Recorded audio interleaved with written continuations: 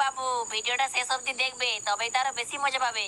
হাটে বাজারে বেড়েছে বেজায় গরম, বৌদি আমি তোর করবো রে পেঁচা গরম। বাই বাই, দেখ দেখ ওখানে মালিকের বন্ধুরা কি করতেছে।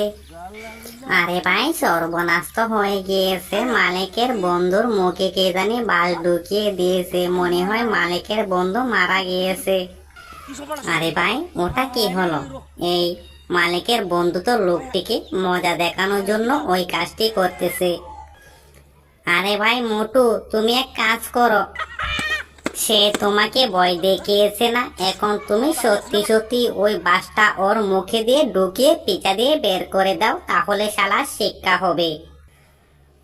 হাই জানো, আজ তো তোমাকে অনেক সুন্দর দেখাচ্ছে। তুমি আজ কি পরেছো গো জানো? এই শালা, তুই কাকে জানো বলছিস? আমি তো শুধু মালিকের, অন্য কারো নয় রে, আমি শুধু আমার মালিকের। এই মোবাইলের বাচ্চা, তুই যদি উল্টা পাল্টা কিছু করিস না আমার জানুর উপর, আমি কিন্তু তোর 12টা বাজিয়ে ছাড়বো শালার লুচ্চা। কি জানো, তুমি কি আমাকে ছেড়ে ওই হালার পোলার সাথে প্রেম জোড়াইছো?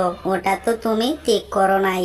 আমি কিন্তু সত্যি সত্যি তোমাকে ভালোবাসি, তোমার জন্য আমি আমার দন দিতে পারি। এই শালা, দন দিয়ে কি হবে? আমার সাথে কি দন নেই? আরে ভাই, তুই কোন দনের কথা বলছিস? আমি তো বলছি আমার ধন সম্পদের কথা। আমি তো ওই সব কিছু জানুকে দিয়ে দিব, সে যদি আমার সাথে রাজি হয়, আমি ওকে ভালোবাসি। আরে শালা, তোর ভালোবাসার মায়েরে বাপ, আমি আজ 6 মাস ধরে বালতি জানুর পিছে ঘুরতেছি, আজ পর্যন্ত সে আমাকে তার কাছে যাওয়ার জন্য অনুমতি দিল না। তুই কিনা দুদিনের বৈরাগী হয়ে আমার জানুর সাথে প্রেম করতেছিস। এই তোরা কিন্তু আমার নামে উল্টো পাল্টো বলতেছিস, আমি কিন্তু সবকিছুই আমার মালিকের সাথে বলে দেব। আরে জানো, তুমি মালিককে কি বলবে? ওই শালা তো আরো বেশি লুচ্চা। এত আশ্রয় দিও না, তাহলে তোমার 12টা বাজিয়ে সে আবার তার জায়গায় চলে যাবে। ও মালিক, শোনো না, ওরা কি উল্টো পাল্টা কথা বলতেছে, আমার একদম শুনতে ভালো লাগতেছে না।